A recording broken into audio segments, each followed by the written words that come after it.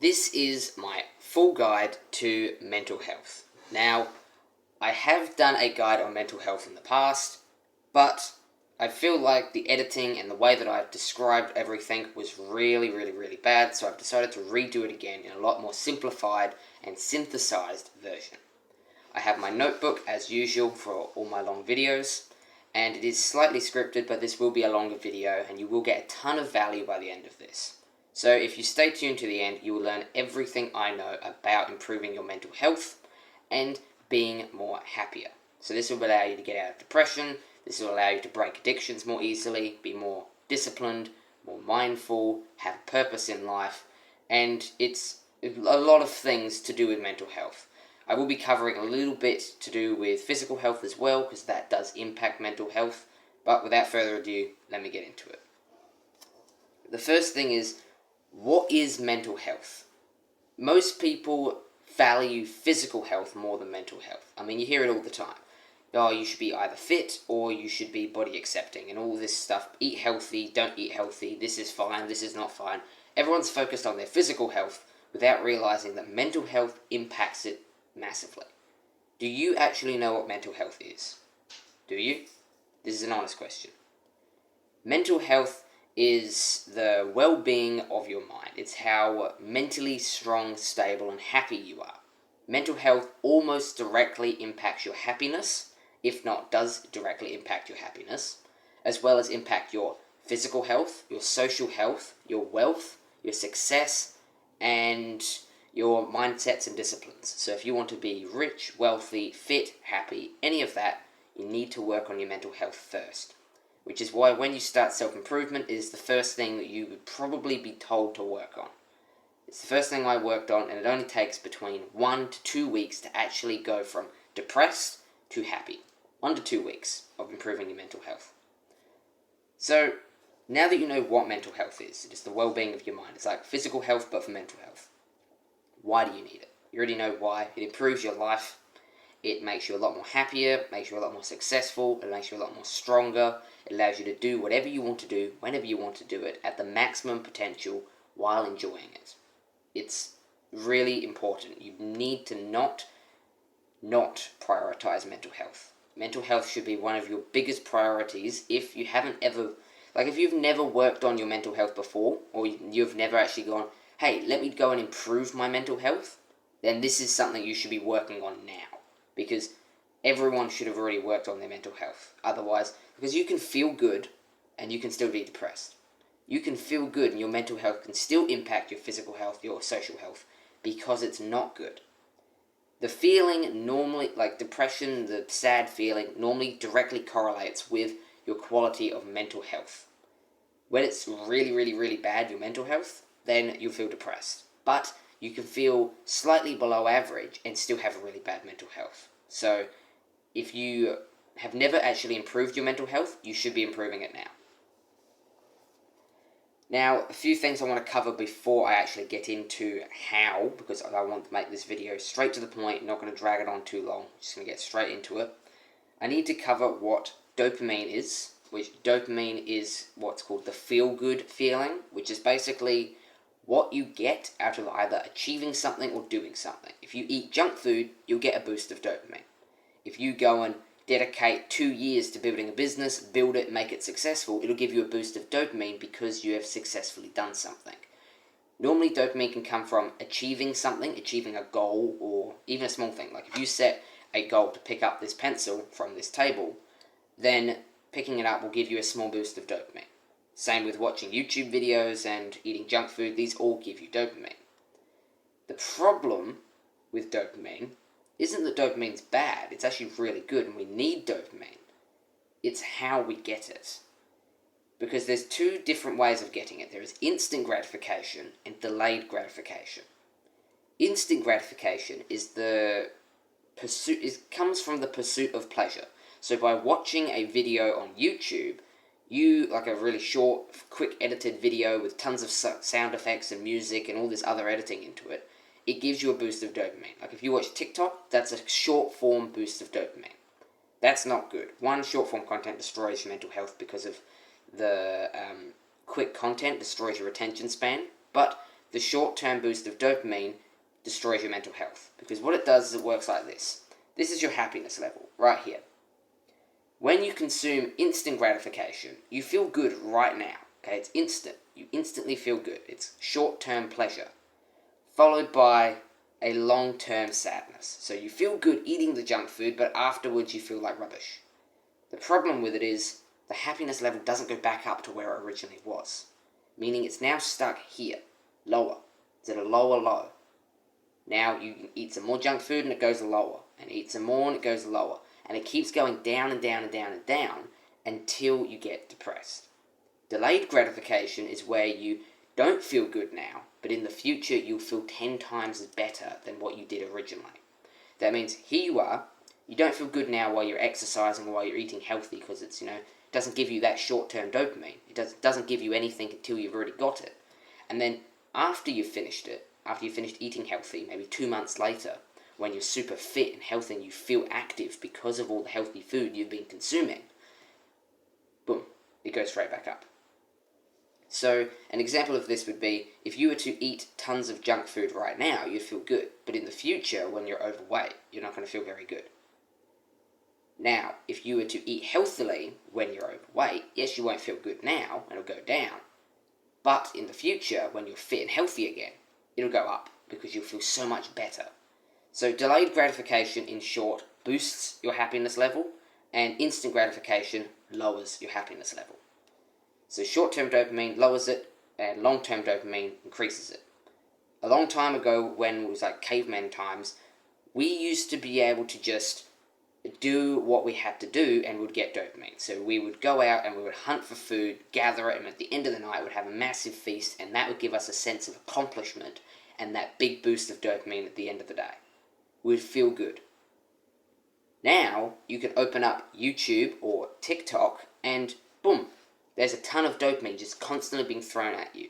Junk food, video games, alcohol, drugs, short-form content like TikTok, movies. All of these things give you dopamine, short-term dopamine. And that is actually how addictions are caused. Instant gratification gets you hooked because you enjoy it and it goes up, and then when it starts coming down, you're like, no, I feel like terrible, I need to get this stuff. Because it makes you feel good and it's easy to get, you go after it immediately when you feel bad. The moment you're feeling depressed and unhappy, you pull out your phone, you start just scrolling for ages on TikTok. We start shoving tons of ice cream in your mouth, stress eating, ice cream. That's instant gratification addiction. And what happens is by you eating it, yes, you feel good, but then it goes down more. And then you keep eating and it goes down. And it's a very destructive cycle because you're trying to cure this sadness and this unhappiness with something that causes sadness and unhappiness. It is not a good thing.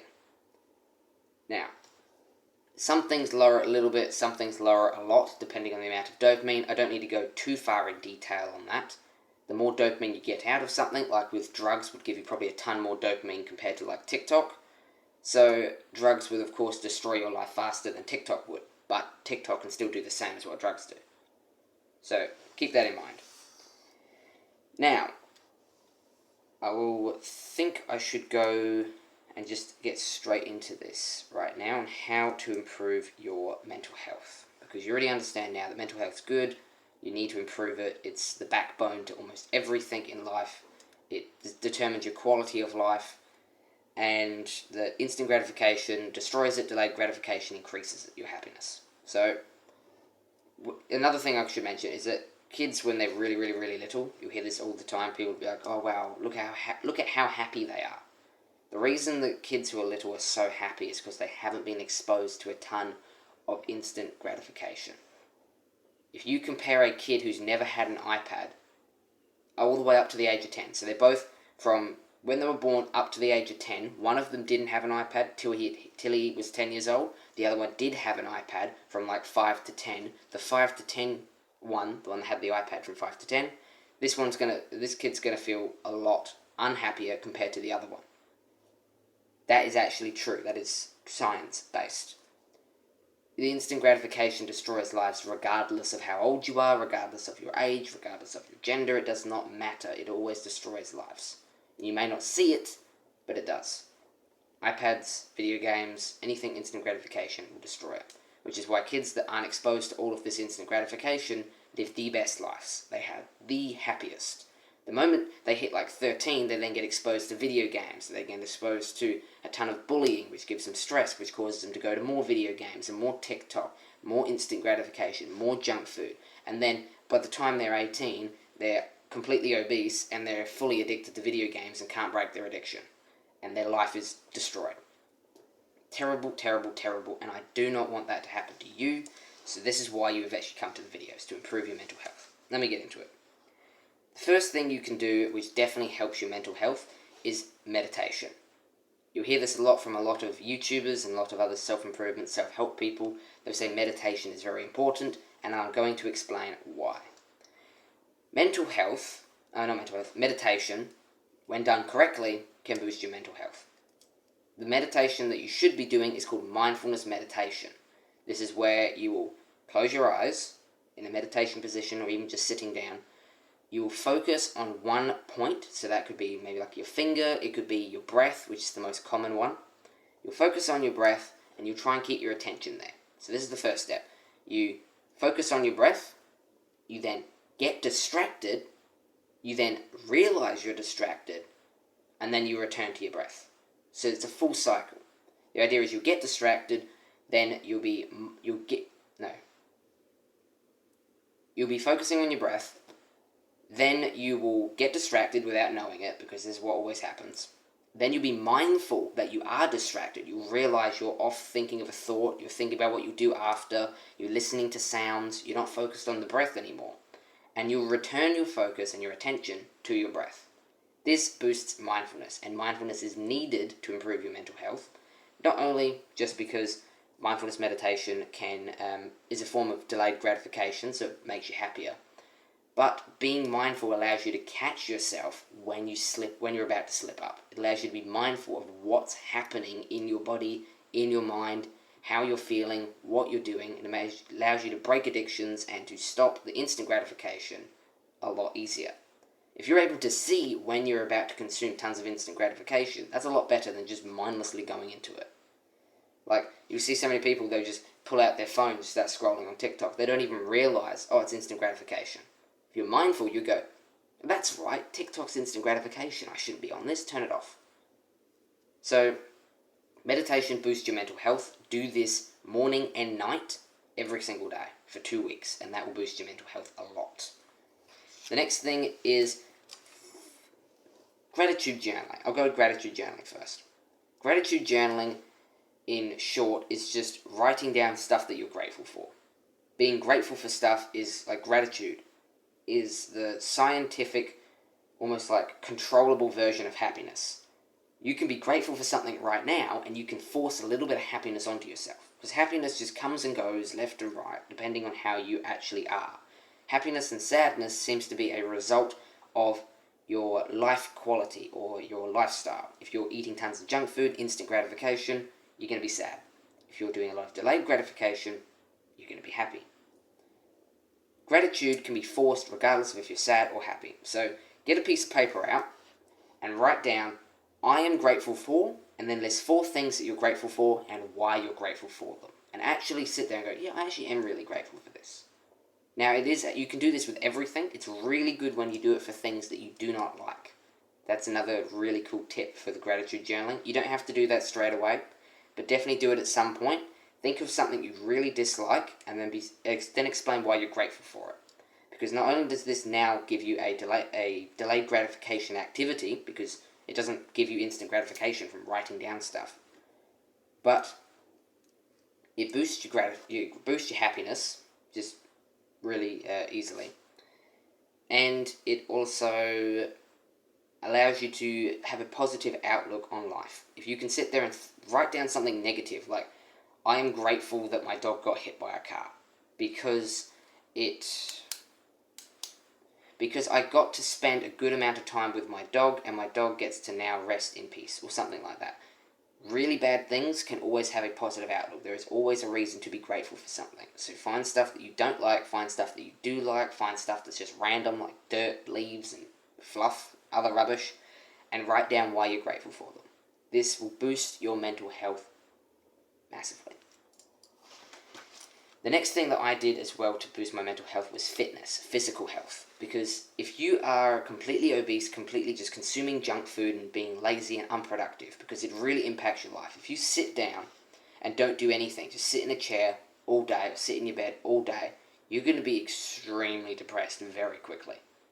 Same with if you were just to eat pure junk food 24/7, you're going to be very depressed very quickly. You need to stop doing those bad habits, sitting around doing nothing all day. You need to stop actually consuming a ton of terrible food, and you need to start improving your physical health, because being active improves your mental health. Activity and moving your body and doing lots of physical strenuous work, especially hard work, like if you were to do physical exercise, you're not going to enjoy it. It's going to be really hard, really strenuous, really like painful, what's that saying? Feel the burn and stuff like that. You're not going to enjoy it, but this is exactly my point. Delayed gratification. You don't enjoy it now, but after you're done, you have a sense of accomplishment for the fact that you pushed through even though you didn't enjoy it. And that gives you a boost of dopamine. Good dopamine. Delayed gratification. And that boosts your mental health. Same with eating healthy. Eating healthy is another delayed gratification act. That also boosts your mental health. But you've also got to cut out all of the bad habits. It's not like, okay, I can exercise and I can eat healthy, but at night time I'm going to have 2 whole packets of chips, 3 tubs of ice cream, and I'm going to sit there and do nothing and watch Netflix for 5 hours. No. You need to cut out the instant gratification and increase the delayed gratification. Basically, you're replacing the instant gratification with delayed gratification. This makes it a lot easier to stop the instant gratification, and a lot easier to do the delayed gratification act. Because if I sit around eating junk food all day and then I just cut it out completely, actually that's a bad example. Let's say I watch TikTok or I play video games for 10 hours a day and I just cut them out and do nothing. I'm going to be so bored and have this lack of dopamine that I'm going to head straight back for it. You need to be like, cut out the games and replace them with going outside and playing tennis, or replace them with building a business, or replace them with making bracelets, or doing a hobby, or doing something you enjoy. There's a delayed gratification act on top of, as a replacement for the instant gratification. Pretty simple. So fitness, physical health, do some exercise, work out, do cardio, eat healthy, all of these things are needed to boost your mental health. Mental health and physical health are really connected, and you need to work on this. Technically you need to work on both of them at the same time, because if you work on mental health and then have terrible physical health, it's going to directly impact your mental health massively. You want to see quick results within 2 weeks? Do both. Start working out, even if you're not fit currently, just start working out, eating healthy, cutting out all of the bad foods and replacing them with good ones, do some research, and put in some hard work. The next thing, this one actually is probably one of the biggest impacts on mental health entirely. Even for people who have really good mental health, ruining this can actually destroy it very quickly. Just gone. Sleep. Sleep is kind of like the backbone to mental health. Because if you have poor sleep, your mental health is immediately poor. You imagine trying to have 1 hour of sleep and then go about your day. You're going to feel so tired, so rubbish, you're going to feel terrible. It's going to make you feel mentally terrible, and it's just going to make you feel like rubbish. It's going to make you feel like trash. Sleep is extremely important. Do not miss out on improving your sleep. I did make a video on sleep, but I will cover what I do personally every single day to improve my sleeping routine. Before you go to bed, you want to have as little amounts of instant gratification as possible. So as little technology as possible. Not only because it's bad for you, because it's instant gratification like TikTok and YouTube, but the screen actually messes up something called your circadian clock, which is basically your body's clock. It's because your body doesn't understand time. It's a big complicated thing. Your body doesn't understand time. It has its own clock that it follows, its own routine, and that gets set throughout the day based on light and based on sounds and other stuff. The sun is a direct thing that impacts it.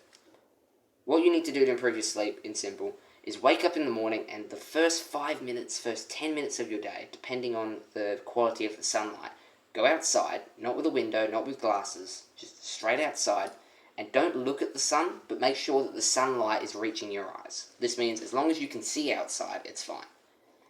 If you have direct sunlight to your eyes, this means not looking at the sun, it means you can look slightly off to the left, slightly off to the right, look at the ground, doesn't matter. If you have direct sunlight, the sun's fully out, not covered by any clouds, you only have to be out there for 5 minutes. This is what will set your circadian clock so that you sleep in about 16 or 12 hours. Helps you fall asleep at night, basically. Helps you fix your sleeping routine. Also gives you a massive boost of health because it boosts your immune system, and it does boost your mental health, so that's why I'm including it in this video.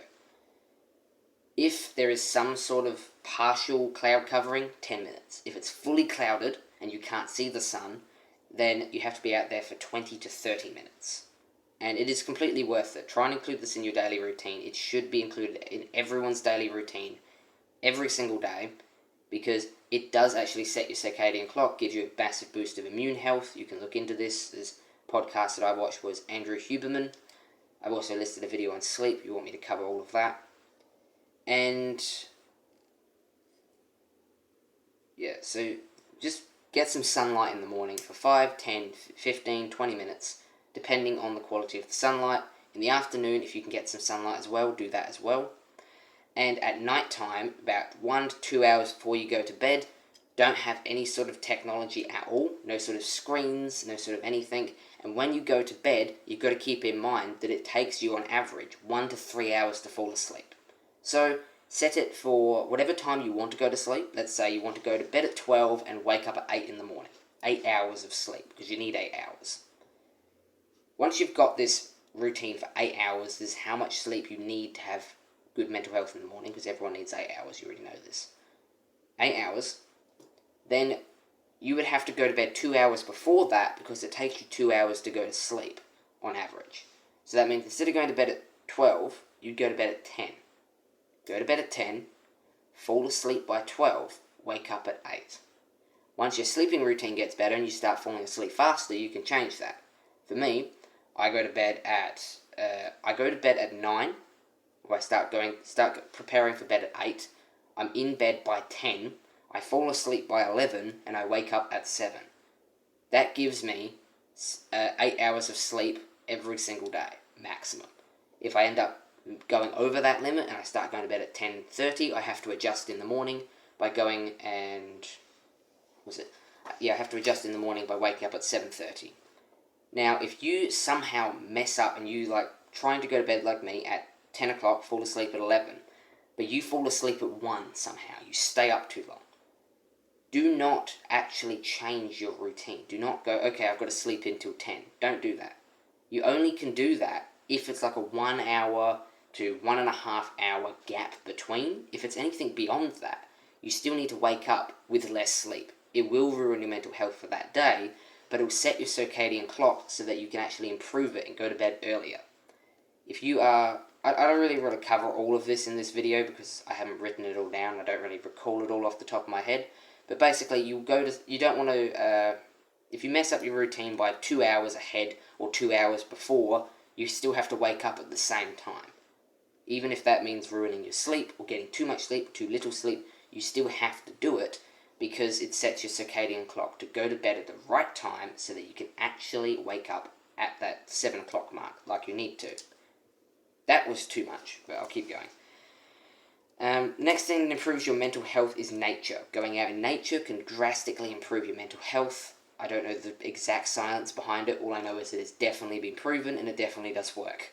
Go out in nature, look at the trees, look at the grass, look at all the greenery, if you have greenery, and be grateful for everything that's there. Just be grateful for nature and go out in nature every single day. You can mix that with cardio by going for a quick run around the block or wherever you are. Go for a quick run while paying attention to nature. That's a neat little trick you can implement. The next thing is cold showers. Cold showers are a life hack, a cheat code for discipline, because delayed gratification is basically just discipline to some degree. But it's also a mental health hack, because you're never going to enjoy it. I mean, most people don't enjoy a cold shower. I don't enjoy a cold shower. You probably won't either.